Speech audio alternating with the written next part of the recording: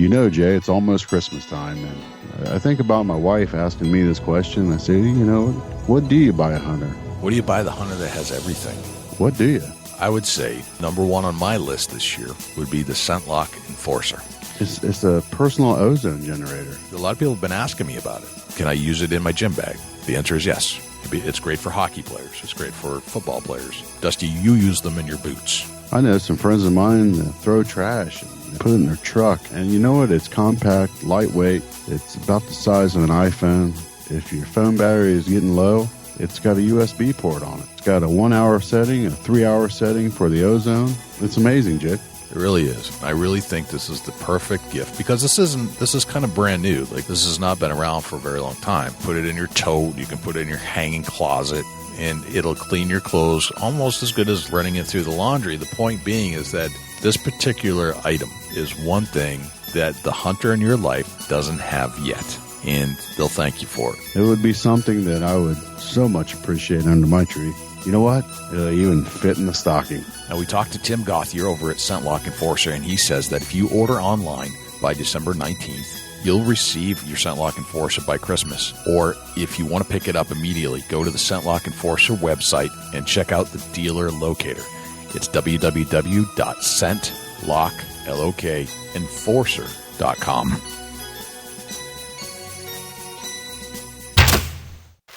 Big Buck Registry's Deer Hunting Podcast, powered by ScentLock Enforcer, episode number 177. Dustin Kismore, field to form, getting your buck on the wall correctly in Underfoot Moonphases. Please support our sponsors as they make this show possible. Today's show is sponsored by the ScentLock Enforcer, the Euro Hanger, and Morse's Sporting Goods.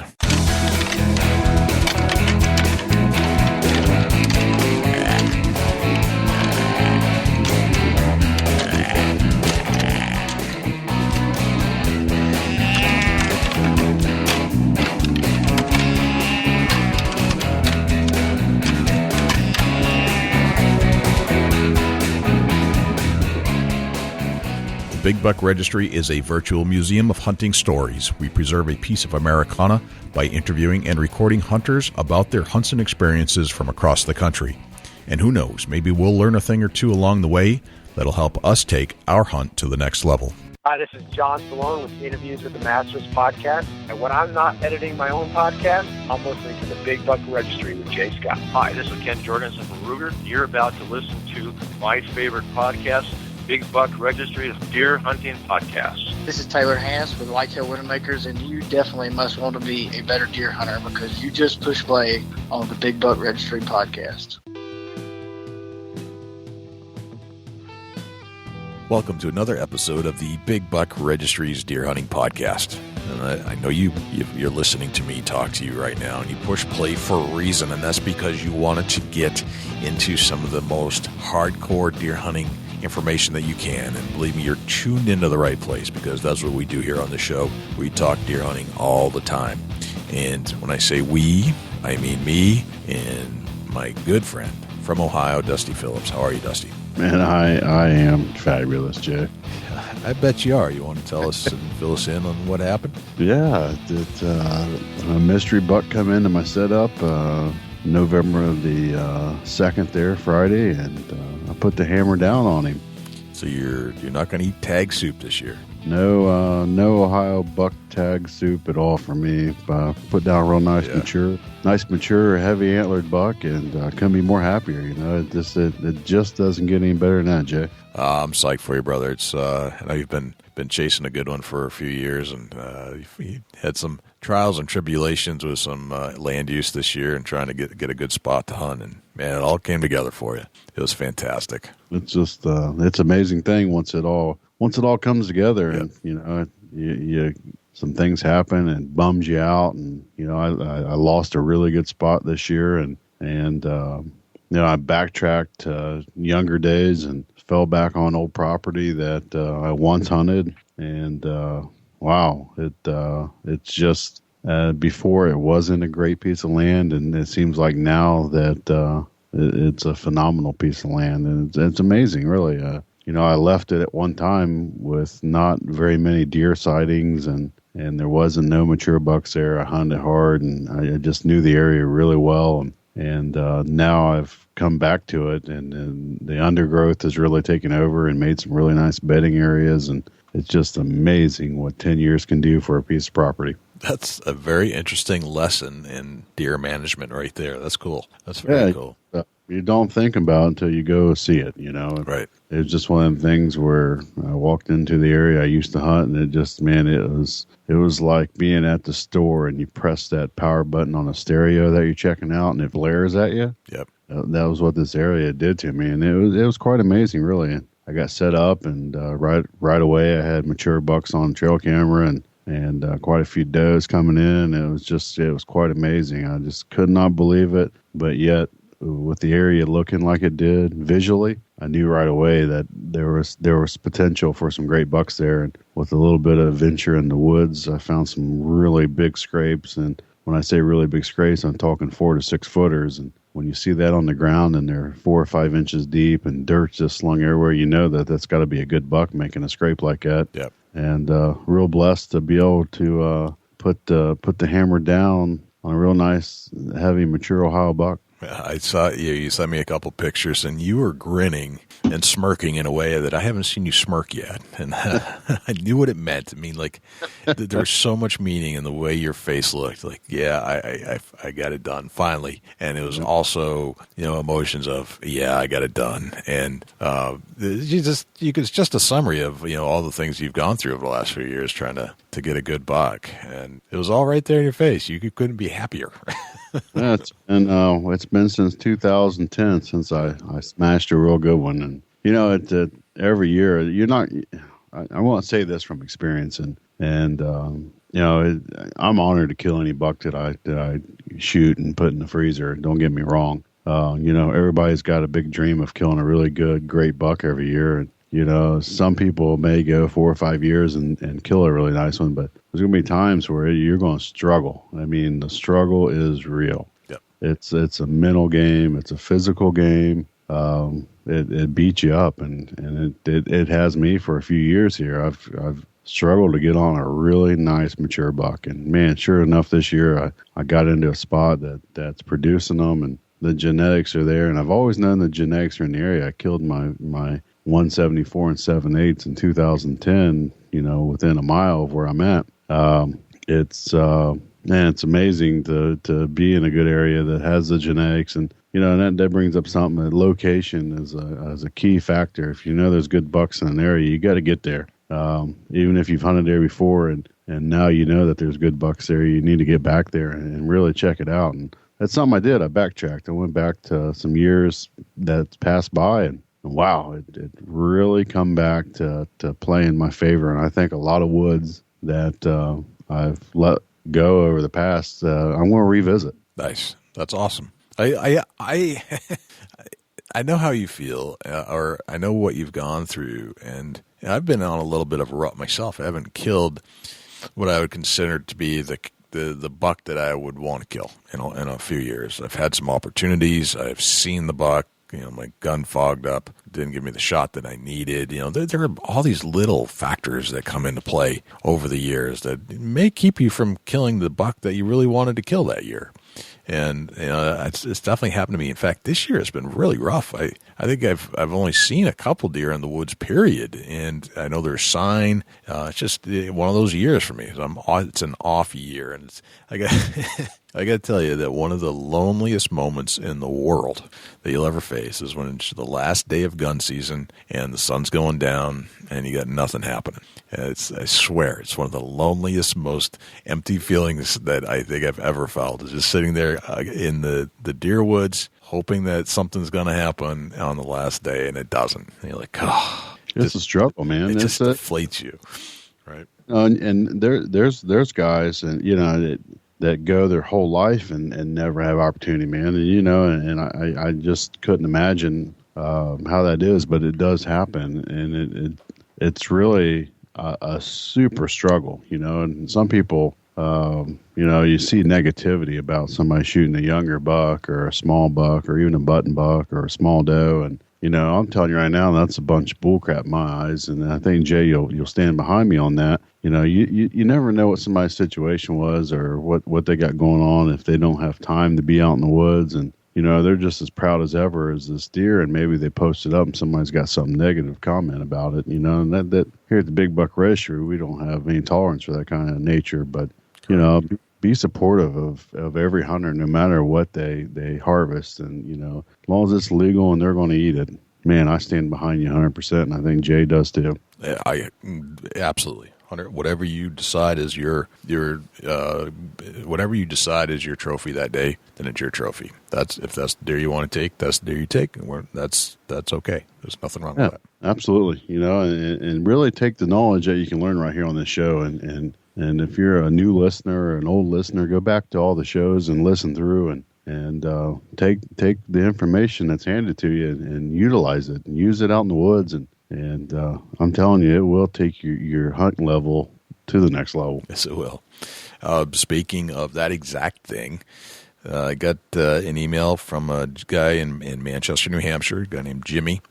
And Jimmy had asked us about our safety harness program. Now, Jimmy has been listening to the show. We get this a lot. Like, I was listening to your show, and I've learned a lot. Well, Jimmy was one of those guys. And he's a fairly new hunter, and he really wanted to get some education on quickly and free about the show, about how to deer hunt. And he tuned into the Big Buck Registry Deer Hunting Podcast, which is, of course, what we put out each and every week. We talked to some fantastic deer hunters. And Jimmy said, "Hey, I'm a big fan of the show, and I'd like to take you up on your offer because I don't have a lot of bucks to spend on safety harnesses, and I'd really like to use one because I want to get into the trees next year." So I drove to his dad's house and left it in his mailbox because it was close enough to my house to do that. That's very cool. It was pretty cool. So if you'd like to get on board with this program we're running, the safety harness program, we need safety harnesses, but we'd also like to know if you need one. So we have some coming in. Neil's back from Maine, where he shot another big deer, by the way. Neil Pendleton, who was a guest on our show a little while back, he's jumped on board to donate all of his packaged, still good safety harnesses, and we're going to connect with him. He's got about 5. We've got Crystal Mahoney and Taylor Hance, who's a future guest on our show. They're coming up next week. They've agreed to donate to our cause. So we've got stuff coming in, and if you need some, we have a small waiting list, so we were waiting to replenish the supplies. But if you need one, all you have to do is send an email to jay@bigbuckregistry.com or dusty@bigbuckregistry.com or jim@bigbuckregistry.com. Just let us know that you need a safety harness. Yeah, if you got extra safety harnesses, if you would check the expiration date. If they're good, legit safety harnesses, get with us. And if you'd be willing to donate it, we'll get you an address to ship them out to us. And like I said, send us an email. We'll get hooked up, and we appreciate that. Yes, very much so. So this week's guest is Dustin Kismore. And Dustin is a taxidermist, and he's a hunter. And as we usually do, we're going to break down his deer hunting techniques, find out how he goes about strategizing for his hunt, find out what he brings into the woods with him, what makes him tick in the deer woods, what makes him successful. But overall, what we're trying to do, because he is a taxidermist, we're talking about field to form. What can you do when you're in the woods, when you have a deer down that you want to have mounted? What are all those little things you need to do along the way to make sure it makes a good mount on your wall, and how do you find a good taxidermist? So we're going to talk to Dustin Kismore about that. But before we turn to Dustin, let's turn to Jim Keller with the deer news. The deer news this week is sponsored by the Euro Hanger. You don't have to spend big bucks to hang your big buck. Get yourself a Euro Hanger. Facebook.com/Eurohanger, EUROHANGER. For the Big Buck Registry, this is Jim Keller with the Deer News. Our first story this week, Exodus Place appoints Ted Nugent as ambassador. This story was featured on the deeranddeerhunting.com website and was written by Keith Barnett. Exodus Place, a nonprofit that cares for homeless military veterans, has announced rock legend Ted Nugent is joining them as ambassador.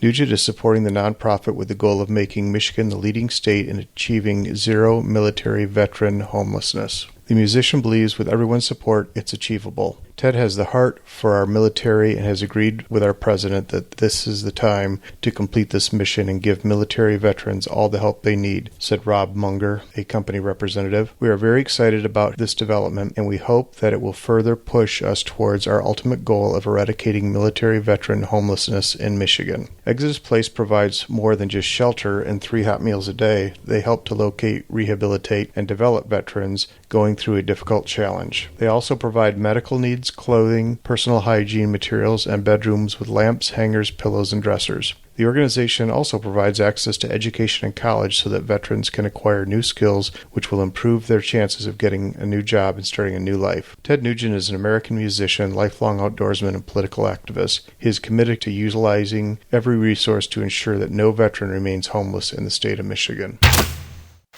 One antlered deer moves into Harlem's Jackie Robinson Park. This article was featured on the DNAinfo.com website and was written by Dartanuro Clark. A one-antlered deer has been wandering the grounds of Jackie Robinson Park, according to neighbors in West Harlem. Yane Halu, who lives across from the park, said she has seen the buck strolling through the park for the past week. Halu said there were once 2 other deer, another adult and a fawn, but they haven't been seen recently. A spokesman for the city park department confirmed that there is 1 deer in that park, but the department has also received reports of multiple deer in the area. She also said park rangers were deployed to the park early Thursday to assess the situation. As of now, she said, the department will continue to monitor the deer. If it poses a threat to humans or is injured, the department will intervene, she added. The spokeswoman said the guidelines from the state's Department of Environmental Conservation prohibit capture and relocation. She added that if city agencies capture the wandering deer, it would have to be euthanized. Bewildered residents have taken to social media after spotting a deer in an urban jungle.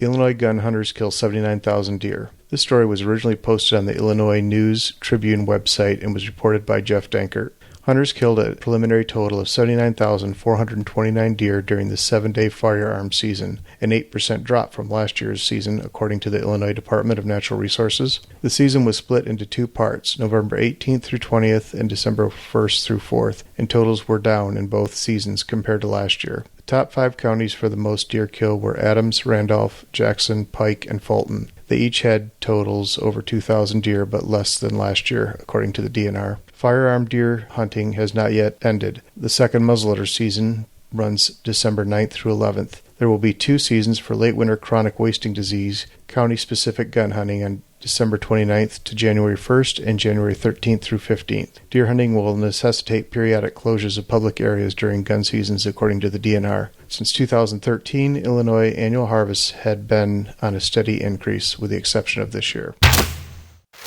Lawmakers want tougher poaching penalties in Missouri. This story was originally reported in the Springfield News Leader website and was reported by Wes Johnson. A Republican state lawmaker from Cape Girardeau County has pre-filed a bill that would force Missouri poachers to pay large restitution fines if they're caught. Representative Donna Lichtenegger's HB 46 is similar to one that failed to gain traction earlier this year when it was filed by Representative Linda Black, who is leaving the House because she has reached her term limit. Lichtenegger's bill calls for anyone convicted of illegal killing a turkey, deer, elk, or black bear to pay restitution into the state school fund. The amounts in the bill are $750 for each wild turkey killed, $1,500 for each white-tailed deer killed, $3,500 for each black bear or elk killed.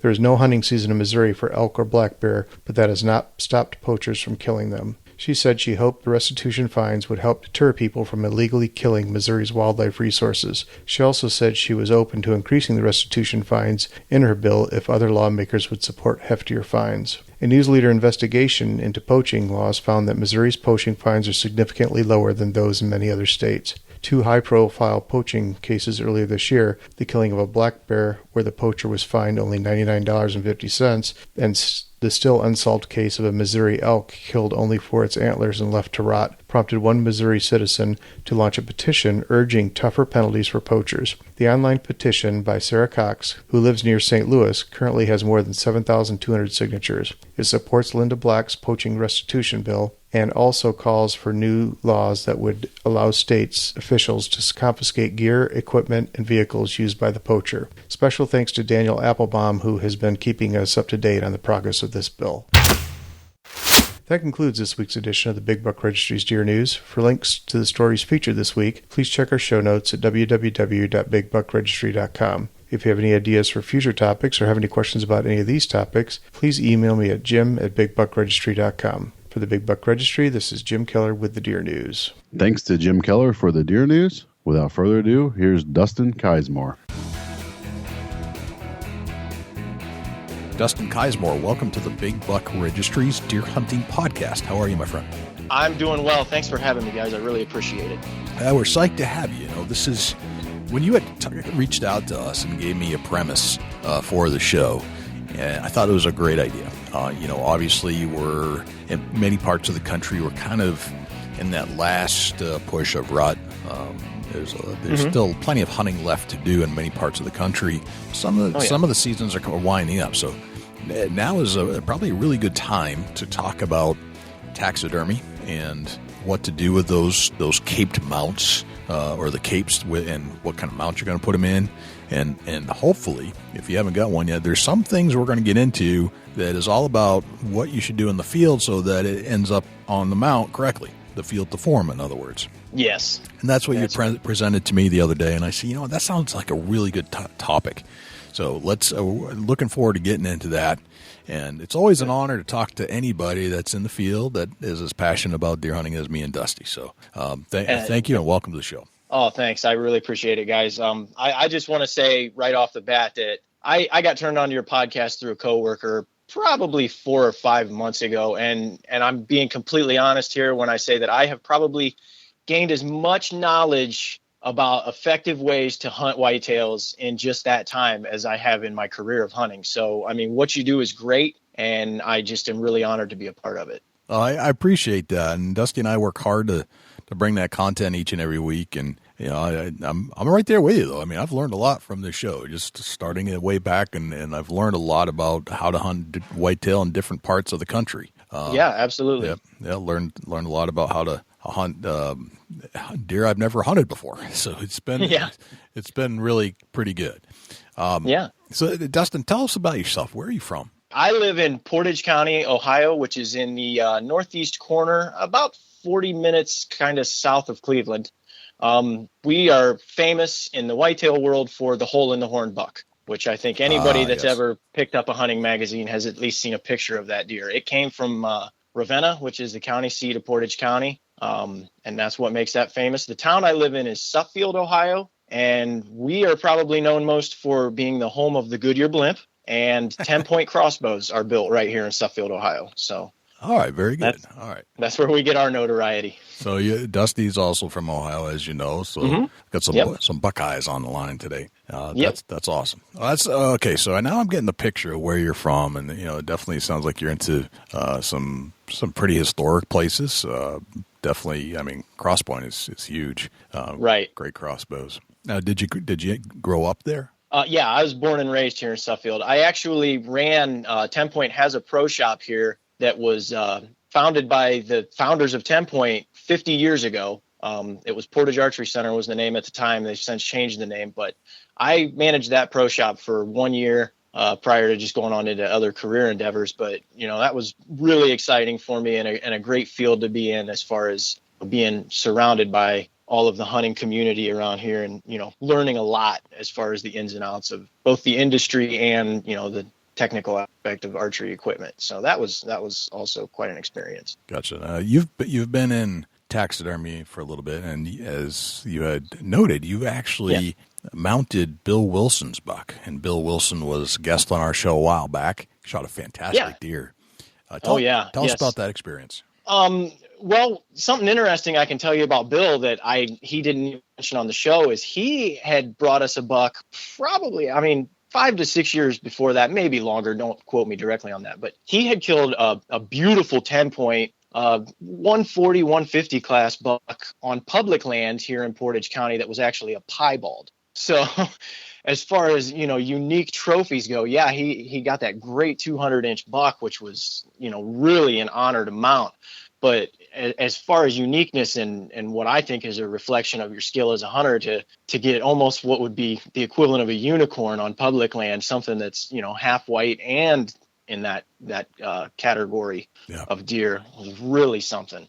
But Bill's a fantastic hunter. We've mounted a few really good bucks for him. Obviously, that one takes the cake. And you know, it was definitely an experience. It was far and away the best buck that we mounted that year, without question. Gotcha. Is it the best buck you've ever mounted, period? I mean, there's a lot of big deer running around Ohio. Yeah, you're absolutely right. And probably to this point, I could safely say yes. I had mentioned to you, Jay, and you shared the picture on the Facebook page. My cousin actually killed a buck 2 weeks ago that Buckmasters has scored now, and it was 240 inches, and he killed that right here in town. So wow. that's gonna take the record for us for biggest whitetail once we actually get to mount that one. Once you get it all mounted up, that was a tremendous buck. I mean, that just kind of came out of nowhere. You had alluded to that it was not just a walk into the stand one day and get it done. This was a process. This sounded like a 3-year journey at least. Yeah, he put his homework in on that deer. He had hunted that deer for 2 full seasons, and was able to seal the deal on it this year. And that was a well-known buck in the area. What separated him from everybody else, though, was he was a little bit more secretive with his information as far as actually having the deer on trail cam and having some kind of pattern with it. And he kept that information to himself, and I give him all the credit in the world for that, because that's certainly something you'd want to share with everybody. Right. It's exciting to have a buck like that on camera. I honestly have never even had a buck that big anywhere near a trail cam of mine, so I wouldn't know, but he was very tight-lipped about it, and he just, stuck his nose to the grinding wheel and stuck it out and sealed the deal. And we're all very, very happy for him. How important do you think it is to keep that quiet when you stumble across the buck of that caliber? How important is it to keep it quiet? I mean, I think this is a key to success. And Dusty, you might want to chime in here, because I think you know a little bit about this kind of stuff. That keeping quiet is probably one of your biggest assets. Yeah, I'd have to agree with that. Okay. Yeah, I think obviously it did pay off for him in the end. And I think that if you can do it now, I personally am the kind of guy who, being in the business I am in and talking to so many different deer hunters and sharing stories and everything, it's just something that I can't say for sure, because like I said, I've never had a buck that big on camera, but should I ever get in that situation, I don't know if I could. I'd want to share with people what, I have in front of me. And I think, when it comes down to if he did right because so many other people in the area knew about that deer, and, you want to think the best of everybody, but somebody might be tempted to cross a property line or do something like that if they know that deer's frequenting an area near them. So it definitely paid off for him, and was probably, it was the right move because it worked out. So. It's a mixed bag, isn't it? Because you want to tell the world, right? It's a dilemma that you encounter. Right. I mean, part of at least I feel part of what makes hunting so enjoyable is to be able to share the experiences with other like-minded individuals. So you want to get out there and do that, but there's also a time for it. And if you get that buck on the ground, then it's time to share your story with the world. Right. And that's what he did. Yep. It's a whole different ball game when you get a great caliber buck on camera. It's hard to explain it, but I'm pretty tight-lipped about what I got, just because of the fact that you just never know whose hands that picture's going to get in. The next thing you know, you got a guy that's on the property line next door to you, right, sitting on the trail that the buck's passing along. It's tough to say what you do till you have something of that caliber on camera. Right. Yeah, absolutely. I get a lot of information that comes into me, from all over the country. And sometimes it's useful for me where I am at. And sometimes that information comes from 1,000 miles away from here for me to hunt in my area. Now, you would think that it's safe to tell somebody 1,000 miles away, but in fact, that's probably not. Because now I've got, not that I have the information for hunting anywhere but here, but a lot of times people will be sharing information with somebody else 1,000 miles away, and that information ends up back in my lap for an area where I live, which is weird. I'm not sending you any more pictures. Well, it's safe because I'm not going to go hunt it. Like, it always ends with me, but sometimes that information that ends up in my lap is useful for my hunting area. But that information came from 1,000 miles away. And likewise, sometimes I would think that, but whoever shared that information a couple fold to the person they shared it with would never expect it to travel 1,000 miles away and then come all the way back to where it originated. Right. So that's how important I think being tight-lipped is because of that dynamic. Right. It's crazy. So Dustin, what types of things do you think about? Your philosophy of hunting. What are the things that you kind of think about when you think about deer hunting? To me, and you know, this is something that I think about a lot. I mean, we all have a lot of time in the tree where we're not seeing deer, so you've got things running through your mind, and especially in this day and age, and with social media and, you know, some of the criticisms that you can receive for being a hunter, I personally feel as a whole hunting is gaining a little more acceptance than it's had in the past, which is a good thing.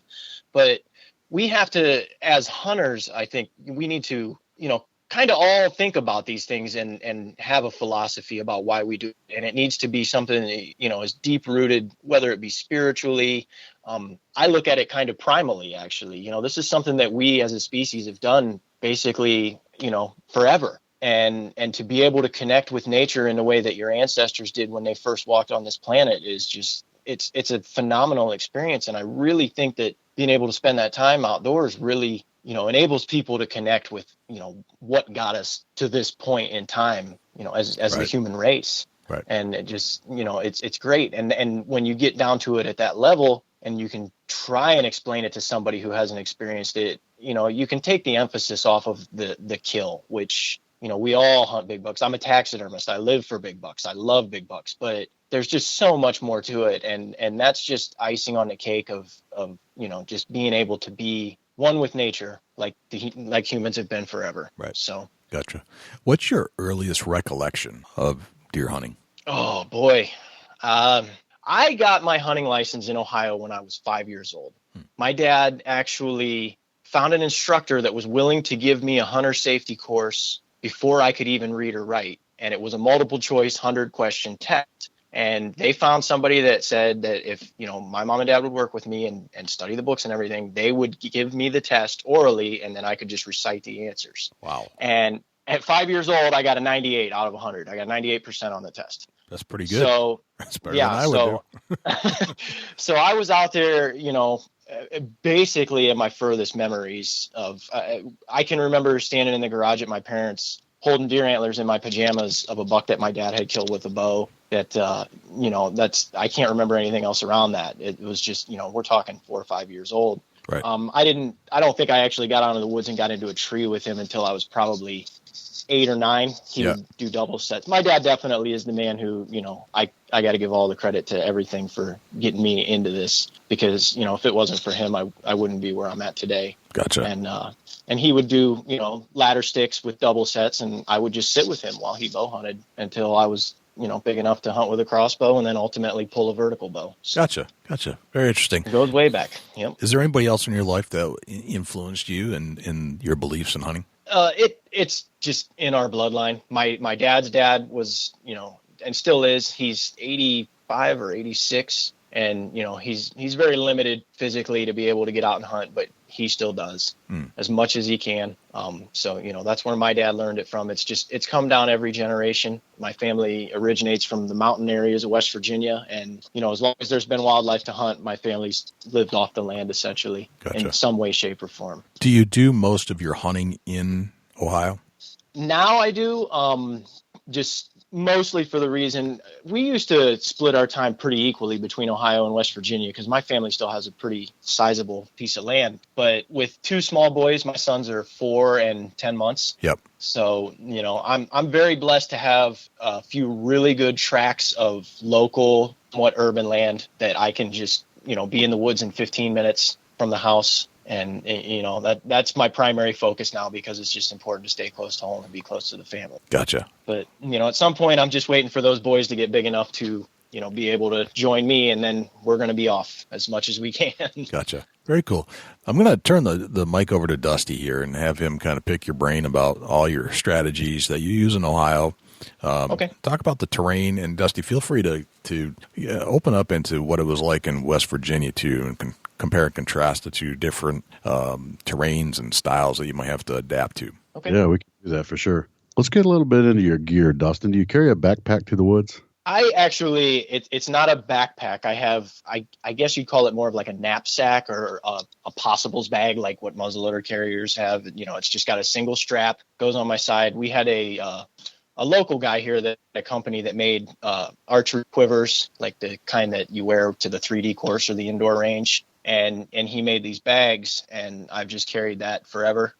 It's pretty handy because I can just throw it on while I'm climbing into the stand and then hanging around a bow hook. Gotcha. What's in that particular bag? I firmly believe in ozone. I think ozone's probably one of the best things to come along in a while. I make sure I've got a good flashlight, pair of gloves, extra release because I use a handheld release. So I want to make sure I've got one of those. I keep my knife, obviously a grunt call when the timing's right for it. And if once in a while I'll carry rattling antlers, but not all the time. And if I plan on doing an all day hunt, I make sure I have one of those cordless phone chargers so I can keep my cell phone charged. Gotcha. Yeah, that makes sense. How important is it to have that cordless cell phone charger? If I'm doing it all day and I'm not seeing a lot of deer, it's very important because as much as I would want to say that, I'm a super hunter who's ever vigilant no matter what's going on, we all have those times in the mid-afternoon where it's sunny and getting a little warm and, you find yourself starting to doze off and maybe, playing a game on the phone or just seeing what's going on with other hunters on social media can kind of, keep you going. But most of the time I try and make it through a sit without, putting too much emphasis on having my phone in my hand. Right on. Gotcha. Yeah. And this is another, a safety factor there. If your phone goes dead and something happens, having that mobile charger, I tell you, it could be a matter of life and death. That's something that a lot of people don't even think about being out there all day. If their phone goes dead, what happens if something goes wrong? Right. Or people that are checking in with you periodically throughout the day. I think, if my phone went dead and I was safe, I'd probably be dead when I got home because my wife would not be happy if she couldn't reach me in a tree stand because she worries. So. All right. Do you carry a permission slip from her when you go hunting? I don't need the permission slip, I have to say. I'm just joking. I got to hand it to my wife. She married into hunting, a little bit of a background in her family. And, so she knows what it's all about. But when she married me, she married, a little bit more over the top and extreme than what was in her family. And she's very generous with my time in the woods. So that's good. I'm in the same boat. She just wants to know I'm safe. That's all. Right. I hear you. Yeah. Not a problem there. And I understand that. What kind of bow are you carrying? I have a Hoyt Carbon Element. It's a 2011 model. I got that when I was working at the pro shop. I've always shot Hoyt bows.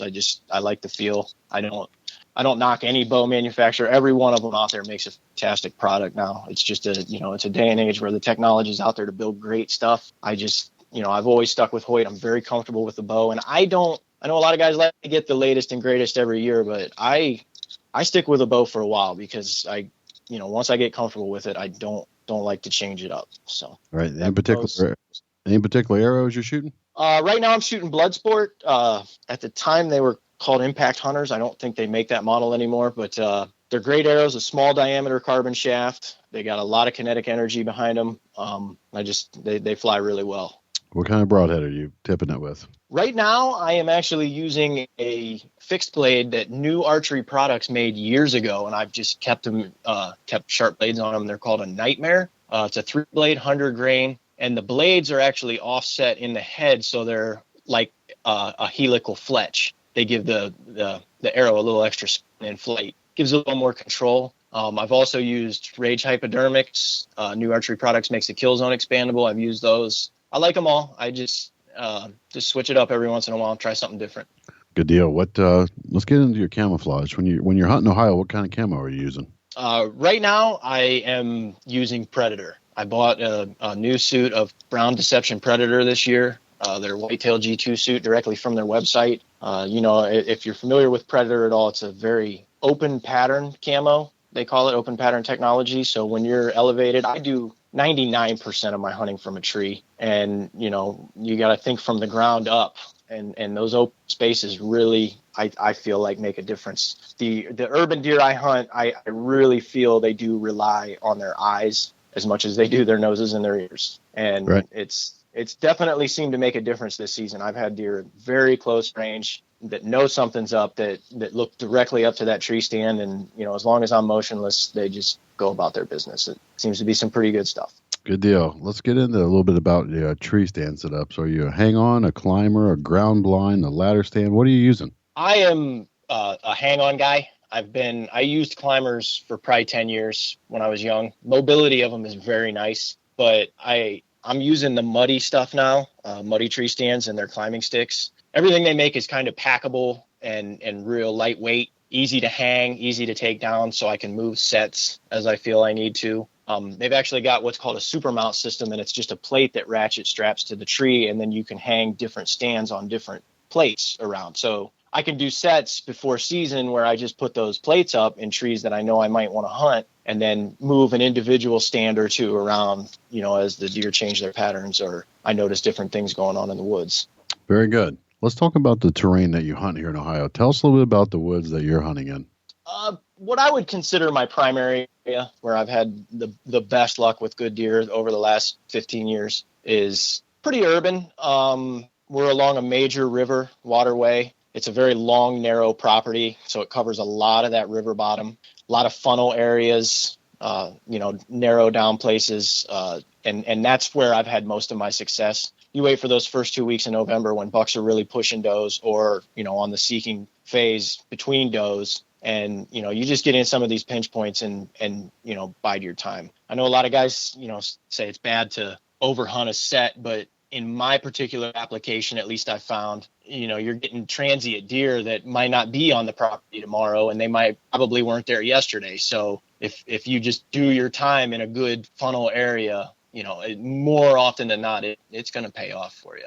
When you talk about a funnel, explain that a little bit further. Well, like I said, there's a pretty major river on one border of our property, and then the rest of it is kind of reclaimed sand and gravel pits. So there's a lot of big open areas, and you'll just have these little strips of woods in between. You might have 40 yards of river bottom that's pretty densely wooded area with thick undergrowth, and then it might be open for quarter of a mile on one side of you, and then you got the river on the other. So the deer travel the large wood lots between these narrow down areas, and when they get on a hot doe and she gets on the move, it more often than not will bring them right to you. I mean, don't get me wrong, they definitely chase out in the open, but you get yourself in one of those funnels and bucks are on the move, and things will happen. Gotcha. Tell us about the terrain in West Virginia that you go to and hunt.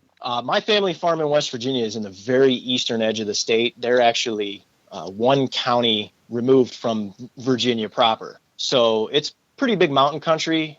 My cousin that lives down there, his home, when you're looking out the front window, you're looking at Spruce Knob, which is the highest point in West Virginia. Very steep, very rocky. It's a totally different ball game down there. When you get into the timber, that's big timber, 10,000 acres of forest, and it's all oak. And, you're looking there for low areas between rocky outcrops, saddle areas, benches, things that more hill country related. But, the deer down there are also a little smaller, don't have necessarily. I will say that their antler quality has gone up in recent years. As on his farm in particular, he's taken an interest in, doing some more quality management, and it's starting to reflect. Right, totally different style. Do you use the same camouflage in West Virginia as you do in Ohio? Anytime that I'm in a tree and the leaves are off, I'm using that predator stuff. Earlier in the season, I do have some mossy oak tree stand, which has got a little bit more green in it. And obviously it's mossy oak, so it's based on oak. And when you're hunting the big timber down there, it definitely helps you to blend in. Gotcha. What's the, as far as tree stands, are you using the same there as you are here? Or you do the same setup there? It's been a couple of years since I've been down there, and when we go for just a extended weekend or something like that, I have taken my hang-on sets down there, but, a lot of times that's where that climber really comes into play because, you're moving on a hunt-to-hunt basis, and it is easier just to get in there and get that climber up in the tree and do your thing. Any particular brand of climber?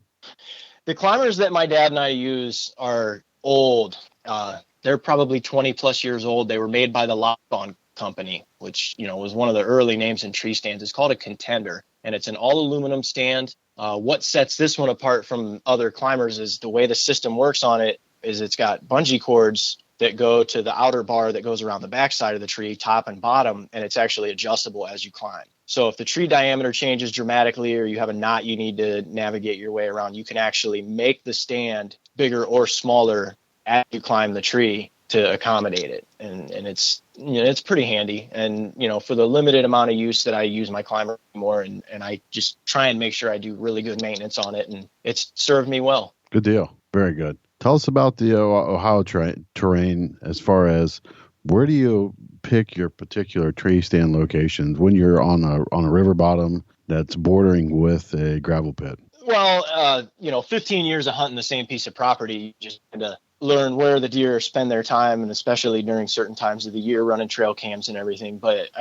I look for, fingers of woods, or just a very narrow area where you've got a small strip of woods. And I certainly, especially from listening to your guys' podcast, you talk to guys that hunt along water features, and it just really seems like deer travel a water feature. So, I try and play, where the best prevailing winds are on that particular property, and, put myself in different places along the river depending on the wind direction to try and, keep myself out of Big Buck's nose, depending on which way I think he might be coming from. Gotcha. Good deal. So, Dustin, let's talk a little bit about taxidermy. You're a taxidermist. You understand all that stuff. And there's some things that, as hunters, we need to know about what we should be doing with that deer we just killed. If you plan to mount it, I would assume that there might be some things we should probably focus on that we may not focus on if it's a deer we don't plan to mount. And I don't know what those are exactly. We kind of just hand these things over to the taxidermist and hope for the best a lot of the times, I think. But right. You're coming to me with some information I think is going to be useful for everybody about just some little things that I think will help you make your mount better when it's all said and done. And I want to hear about some of that stuff. What do we need to know as a hunter when we are considering mounting a deer on a deer we just killed? Okay. Well, I'll kind of go in a chronological order here, from, let's say that you've got that deer. We'll even go a little bit before that, until it's on the wall. There's just a few little things that you can do that are going to make a big difference in the end. And the first I would say is, even if you don't think that you're the kind of guy that would ever get a buck mounted, or, that you'd ever kill one worth mounting, that's not a reason to maybe not do your homework and find a reputable taxidermist before you even kill that deer. Okay. We're a tight-knit community of bow hunters. You're going to have a friend who's going to have mounts, and you can look at him and say, man, that really looks good. Who did that? And, you can kind of have an idea who you're going to go to and what their personal preference for what they want done with it. What I'm going to tell you is just general guidelines for what we like to see. Obviously, every taxidermist probably does things a little bit different. But what I want to talk about from here on is, things to keep that deer look nice, keep that hide fresh, and making the right cuts as far as skinning and things goes. Okay. All right. Very good. So starting there, you've got that big buck on the ground. You're standing there. It's fantastic. This is, the buck of a lifetime, and you want to make sure that, he gets to the taxidermist and he's looking good. So you're obviously still going to want to field dress him. And, the key there is, it's not really anything complicated. You just want to make that cut small.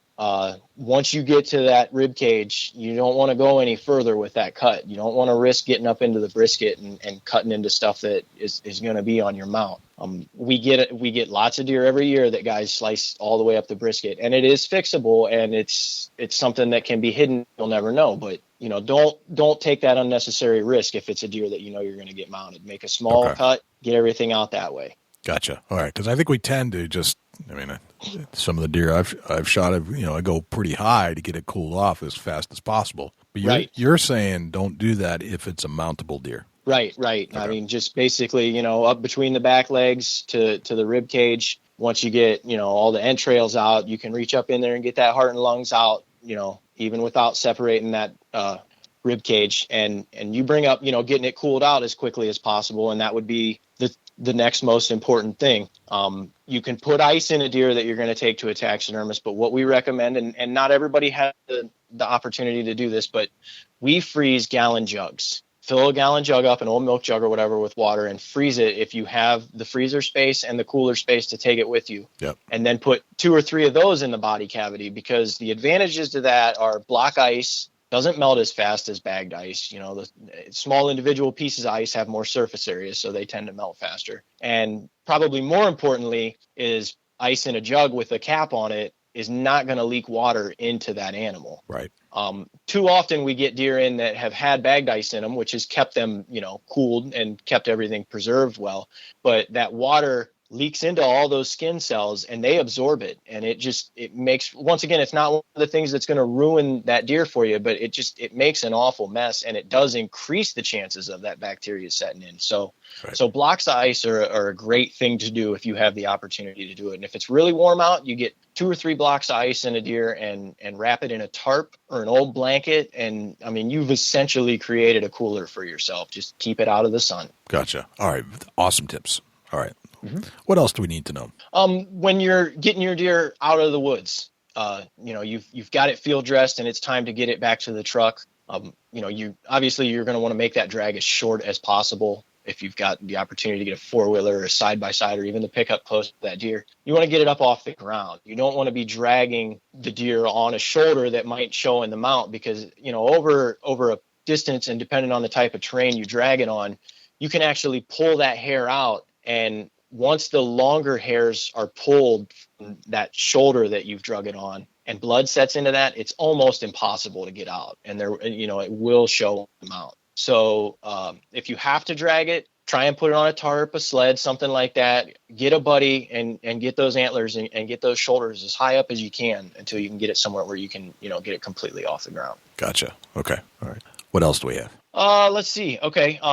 If you're taking your deer to a processor, obviously, I don't think there's a processor out there that wouldn't be able to cape a deer for a mount as long as you tell them. Okay. But you do need to tell them, because there are different ways to skin a deer, whether it's just a doe that they're going to salt the hide and sell, or it's a mount.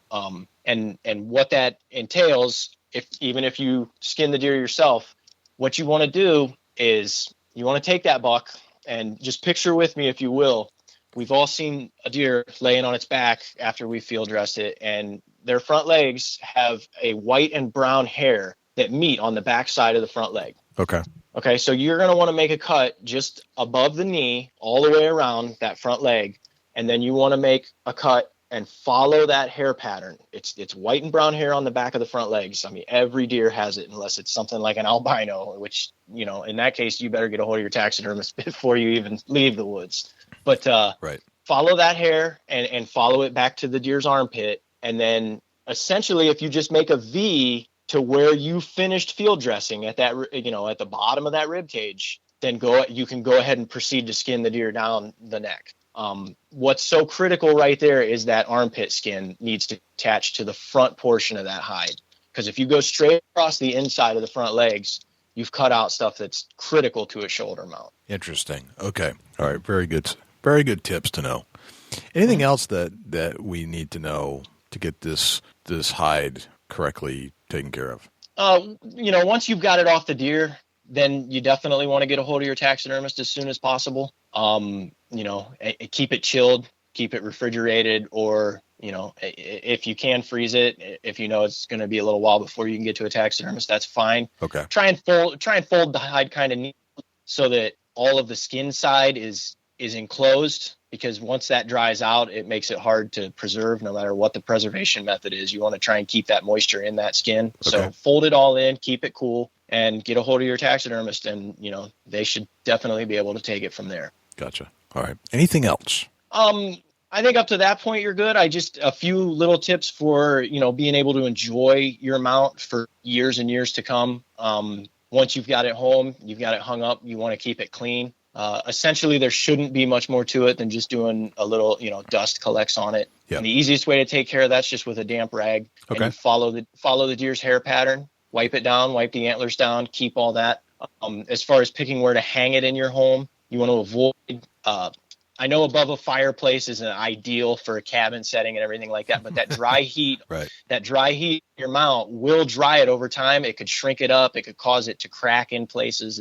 It's very rough on a mount. So you want to avoid that and, you know, anywhere where it's going to be exposed to smoke and sunlight. You know, if it's hanging close to a window that's going to get a lot of direct sunlight, it will fade it out in a very short period of time. But other than that, I mean, we have mounts in our shop and I need to make sure I mention here before I get in trouble that our taxidermy business is a family business, and it's my mom and dad started it 20 years ago, and we all work together. Gotcha. So I have to give them all the credit in the world for getting this going, and we're all integral parts of the business, and probably couldn't do any one part of it on our own without each other. But I've kind of taken the role of the public relations guy. So Gotcha. I do this, I do this with various groups and stuff, try and cover this stuff. But, other than that, like I said, sunlight, fireplace, keep it clean and you'll enjoy it for a lifetime. There's no reason that, that mount can't look as good the day you pass it on to your kids and grandkids as it did when you picked it up from the taxidermist. Gotcha. Beautiful. Great tips.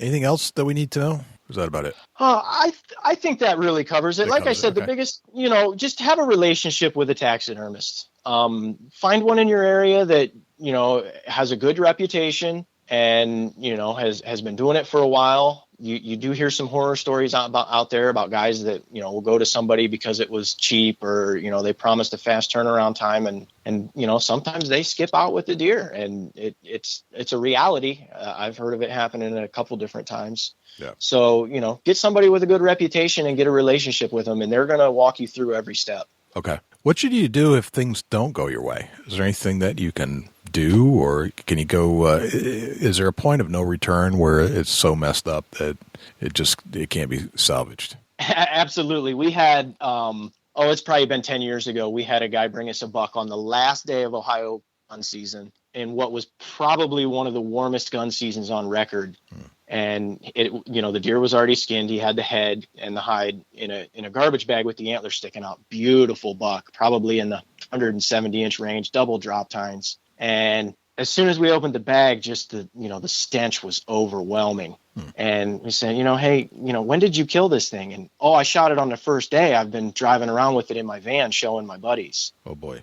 Well, it was beyond the point of repair. Now, what happens in that situation, because sometimes guys don't know and, it's still a great buck and they want to get it mounted. We are in the fortunate position to have a relationship with a processor, actually another family member that, when they take in bucks that are good bucks that they know that aren't being mounted, the guy's just bringing it to process. We will take those capes. We take the measurements off of them, size them, take all the information of that hunter and keep that. And then we have spares. So a guy brings us a deer that is rotten or a set of antlers off of a buck that say he shot and wasn't able to recover for a few days, or the coyotes got to it. And there are still options there. It's going to be your antlers just with a different hide, but nobody ever has to know that but you and your taxidermist. Right. So you can still have a great looking mount.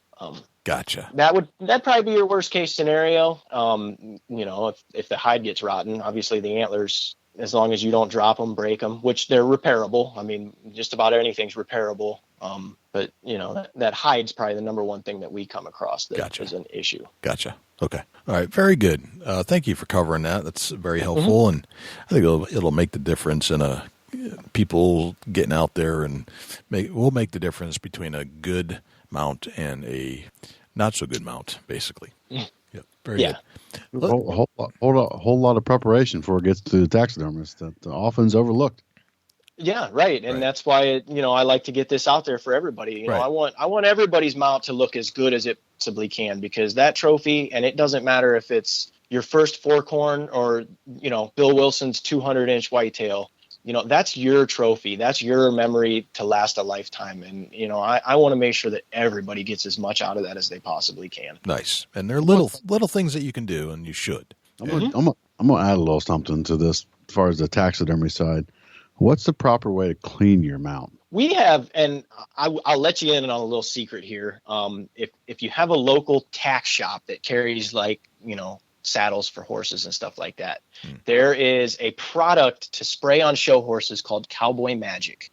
And I don't even know what it's based in, but it's a hair shining product. And it's a dust repellent. And we, as part of our finishing process, spray that on every one of our mounts before it leaves our shop. But if you can go pick up a little bottle of that stuff, and all you do is just spray your mount down, and then, like I had said, take that damp rag with the wipe it down with the hair pattern, and add that to it, it'll give it a real lifelike sheen. It makes that nose, look a little wetter. It makes those antlers shine like he's been rubbing on a tree, and it just gives that hair a real glow that makes it stand out. Gotcha. What's that called again? It's called Cowboy Magic. Cowboy Magic. All right. They used to actually market it as taxidermist magic and sell it in the supply catalogs. And I don't know if they don't do it anymore, or we just found that it was a little more cost effective to buy in bulk as the Cowboy Magic, but it's the same product. Gotcha. Very cool. Very cool. Dusty, you want to get into a memorable deer hunt? Yeah, absolutely. Dustin, what year are we going back to here? Honestly, and it's not because my memory's shot, but I'm going to go back to about a month ago. Gotcha. Okay. Perfect. I took my 4-year-old son out, and he sat in a ground blind with me for the first time he'd ever went into the woods with me. And I had reservation. I didn't have high expectations. Let's just put it that way. He's 4, he gets anxious. He's very fidgety, but it was a good opportunity. The weather was right. It was a good opportunity to spend some time with him and just kind of get him, into the process of hunting. So we head out to a ground blind, and, this is, a personal goal of mine too, because ground blinds are out of my comfort zone, but I understand that, there are applications where that's necessary. And I'm trying, and, largely apart from listening to you guys, to think outside the box here a little bit, do things a little bit different than what I've always done in the past, and try different techniques. So him and I are in the ground blind, and we've got a decoy up. We're overlooking a clover food plot that we've got planted. And I had probably 4 or 5 days prior to this, I had gotten some video over a scrape on one of my trail cams of a real good 9-point, 130-inch buck, but, had some good age to him, and just great looking rack. And wouldn't you know, my son and I get in that ground blind, we get all settled in, and we're not even there for 10 minutes. And I've got a decoy up, and I look out across the food plot, and that buck's standing there looking at the decoy. Okay. So at this point, I've got my left hand on my bow, and I've got my right hand on his shoulder, just kind of giving him the death grip almost, just whispering, buddy, don't move, don't make a sound, don't move, don't make a sound. And I hit the grunt call a couple of times, and this buck starts coming. And what ended up happening at that particular instance was he circled the decoy and got downwind of us. We had him at probably 35 yards at one point, but I was so proud because my son didn't do anything to spook that deer. He kept it together, and we ended up probably 45 minutes later, I was able to take a doe. A group of does came in the same situation. There were 5 does, and, he kept it together, and he kept it very quiet and still. And I was able to, start to finish a complete hunt with a harvest with my 4-year-old son. I got lots of pictures and documented the whole experience. And he might be too young to remember, but I know it's something I'm never going to forget. And ultimately 2 weeks later, I was able to take that buck out of a tree about 60 yards from where we were in the blind. So no kidding. Very cool. Yeah. I capped it off November 12th. I got him, like I said, it was probably about 60 yards from where we had the encounter a couple of weeks earlier. And he was the 7th buck I'd seen that morning. It was about 10 o'clock in the morning. One thing that I try and pick up patterns from hunters that you guys interview that are successful and things that seem to be kind of across the board. And one of the big things that I have picked up on, through that and through other sources this year that I paid attention to is not the moon phase, but the position in the sky. And I've heard a lot of guys talk that, an hour either side of that moon being directly overhead or underfoot is when deer activity seems to peak. And I literally shot that buck like 10 minutes within that window of peak time of the moon being directly underfoot on that day. And then my dad was able to close the deal on a pretty good 8-point the next day, 4 minutes after that window of the moon being directly underfoot opened up. So it seems to be something that I've definitely paid attention to this year more than ever. And it seemed to have some, there's some truth to that. Gotcha. How did you study where the moon phase was going to be that particular for your hunting season? I have a weather app on my phone that gives the sunrise, sunset times, and it gives the moonrise and moon times. So I just, you say, okay, the moon's in the sky for 11 hours today. That means it's, 13 underfoot. So 6.5 hours after it's set, then it's going to be underfoot. So then, but I know there are products out there. I know there are moon guides, and I'm sure there are apps that just tell you that time specifically. But yeah, I was just able to use just a plain old weather app on my phone that just gave moonrise and moonset times to kind of put that together. Gotcha. Okay. Yeah, makes sense. Very cool. That's a good tip. That's a really good tip. Mm-hmm. Yep. All right, Dustin, I've got 10 rapid fire questions for you. I didn't prep you for these. Are you ready? As ready as I'm going to be. All right. Sounds good. All right. What's your number one hunting tip of all time?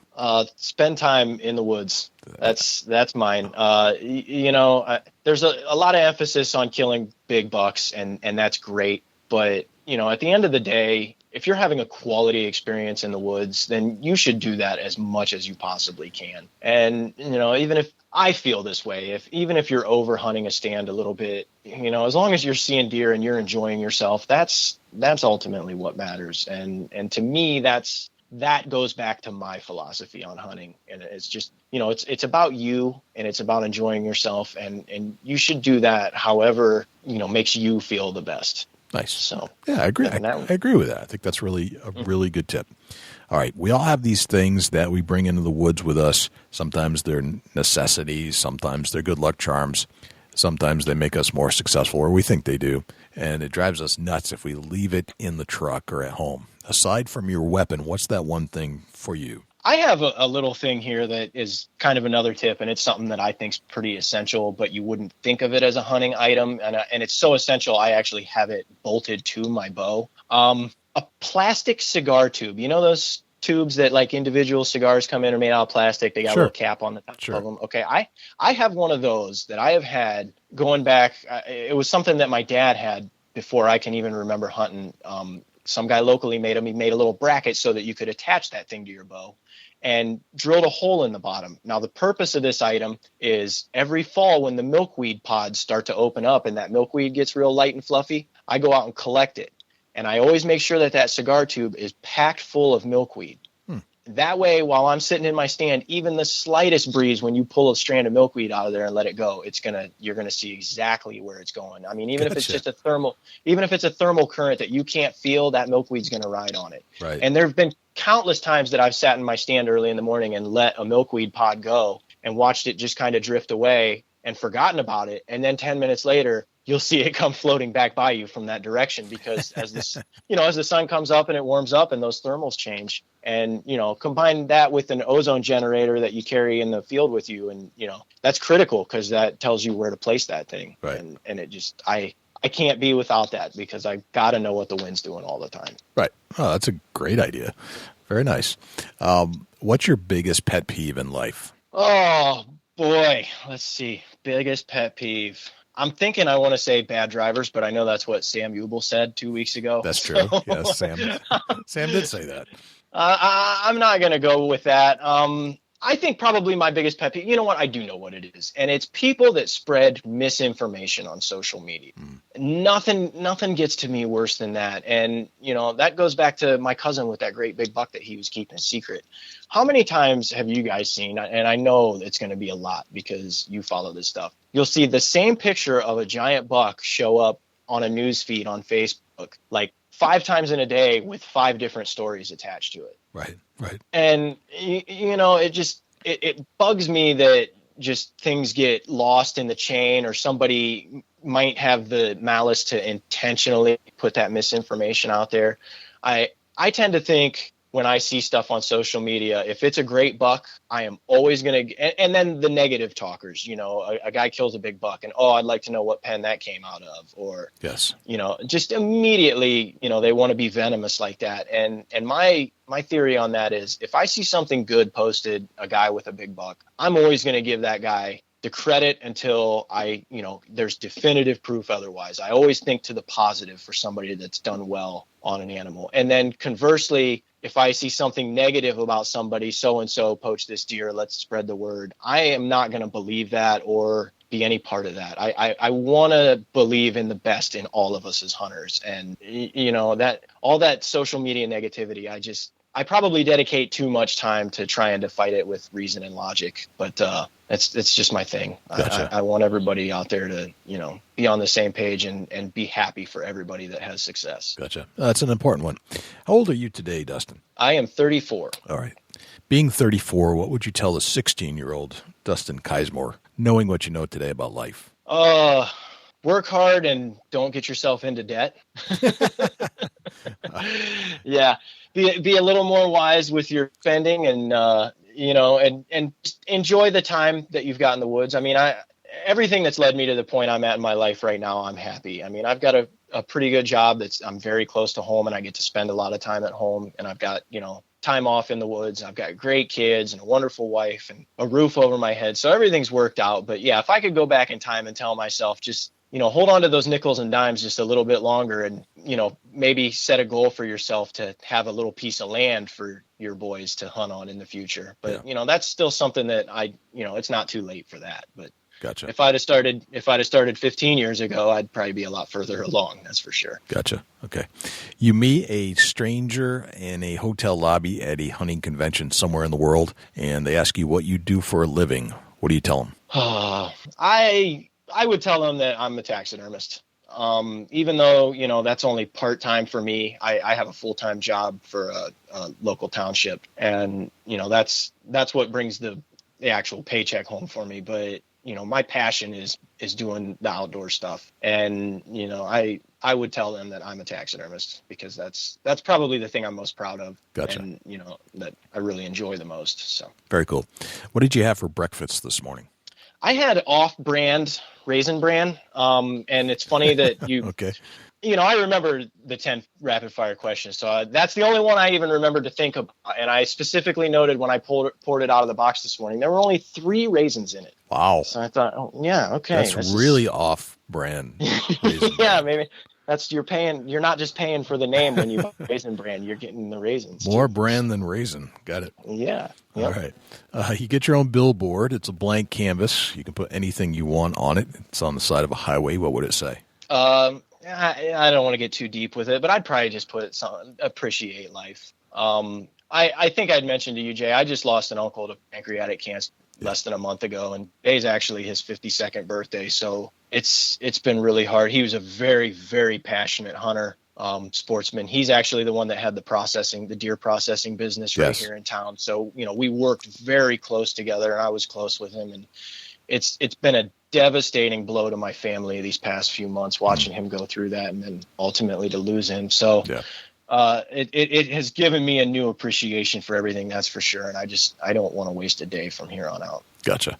All right. If I say the word successful to you, who's the first person that pops into your head and why?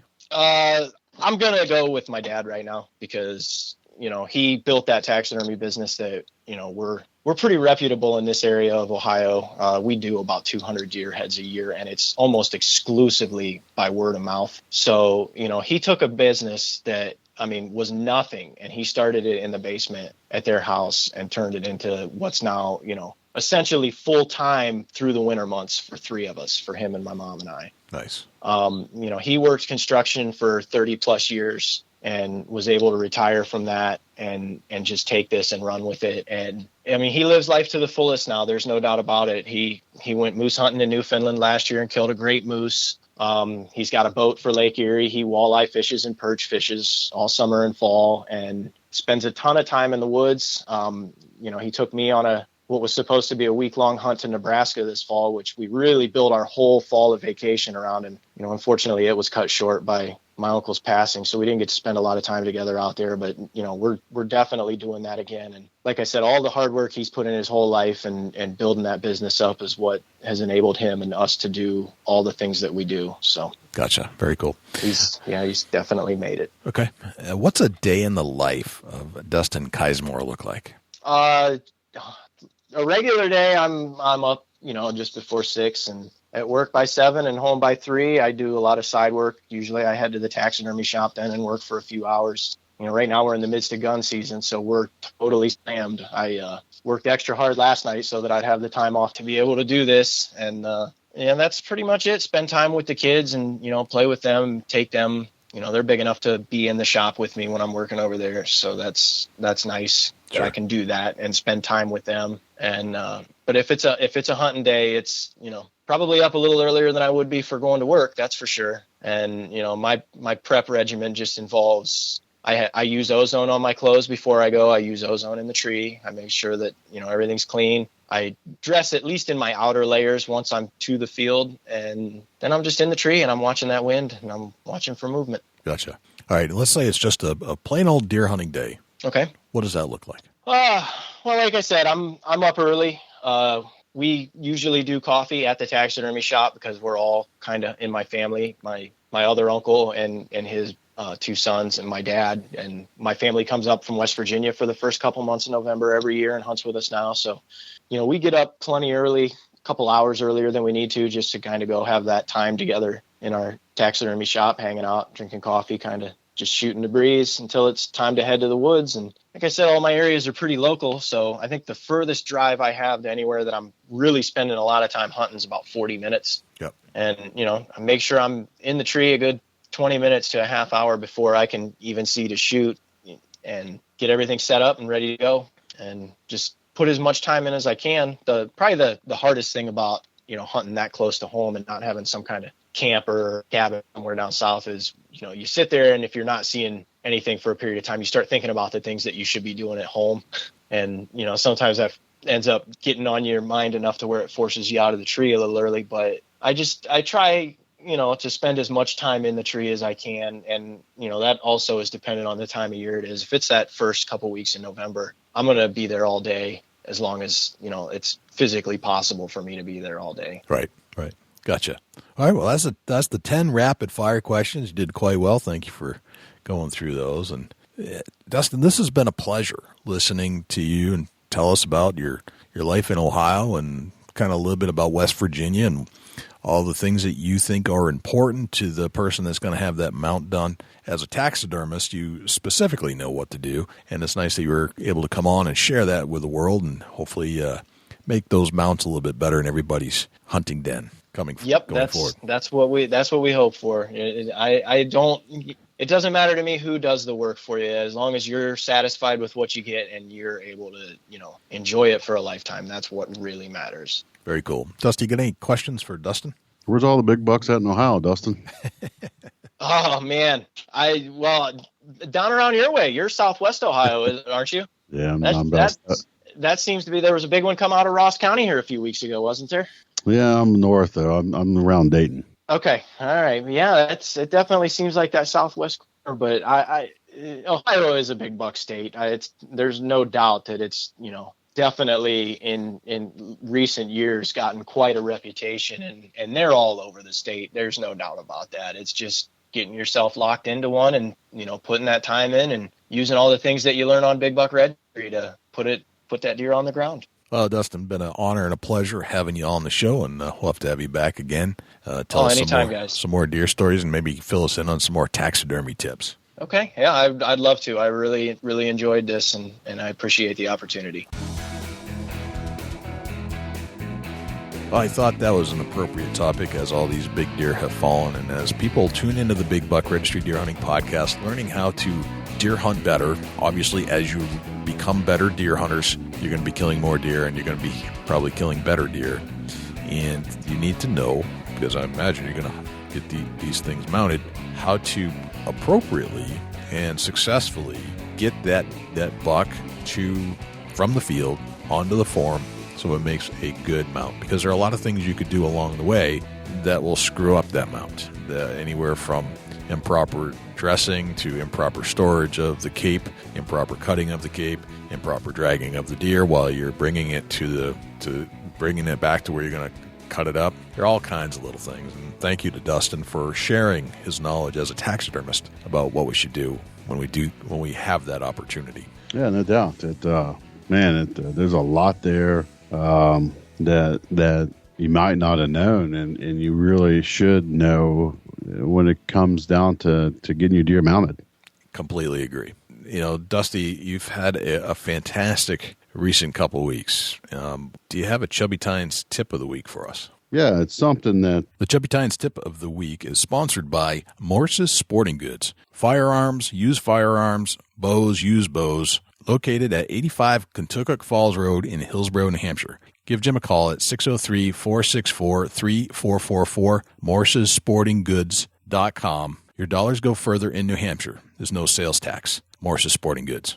Learned at quite a younger age, and it's something that I always try to pass along. And I'm hoping out there that somebody that don't have the knowledge of this, but a buck deer will drag their feet in the snow. Yes, that is true. One of those things to separate your tracking abilities. I've seen it firsthand, and it's a good clue, and it works. I've tracked a buck because of that exact situation, because of that exact pattern in the snow. I could tell it was a buck, and ended up almost getting that shot. And that was that one shot that my gun scope fogged up, and I couldn't get a shot before he ran off. And that was a good buck too. But it works. It works. Very nice. Dusty, where can we find you when you're not hanging out here in Big Buck Studios on the mic? You can shoot me an email, dusty@bigbuckregistry.com. Look me up on Facebook, Chubby Tines Outdoors, or send me a follow on Instagram @ChasingAntler. Jay, where can people reach out to you when you're not on the mic? Best place to reach me is jay@bigbuckregistry.com. You can always give us a call at 724-613-2825 and leave us a voicemail there. You can always check out our Facebook page, our flagship Facebook page, where almost 250,000 die-hard deer hunting fans hang out each and every week to find out what's going on out there, who's killing the big deer, and where they're coming from. And if you would like to get in on that action, and you'd like to see what's going on, it's facebook.com/Big Buck Registry. If you'd like to get on the Facebook page with your big deer, go to bigbuckregistry.com/mybuck. And then all the questions that you have about how to get that buck to our page will be answered for you right there. We're on Twitter, we're on Instagram, we're on YouTube, all the big social media networks. Just type in Big Buck Registry wherever you go, and you'll find us. We do have our own website, bigbuckregistry.com. And if you'd like to listen to the show other than on iTunes, you can go to Stitcher, you can go to iHeartRadio now, you can go to Blueberry, and every single week our show is converted to video for YouTube and Facebook. And we also put the audio on Facebook later, but you can basically get it anywhere. Anywhere podcasts are found, every social media platform that's a major one, except for Pinterest, you'll find us out there. And I think that's everywhere we're at, Dusty. That's a whole lot of big bucks, Jay. Yes, sir. I'm Jay Scott. And I'm Dusty Phillips. This is the Big Buck Registry Deer Hunting Podcast. We'll see you next week. Can't wait.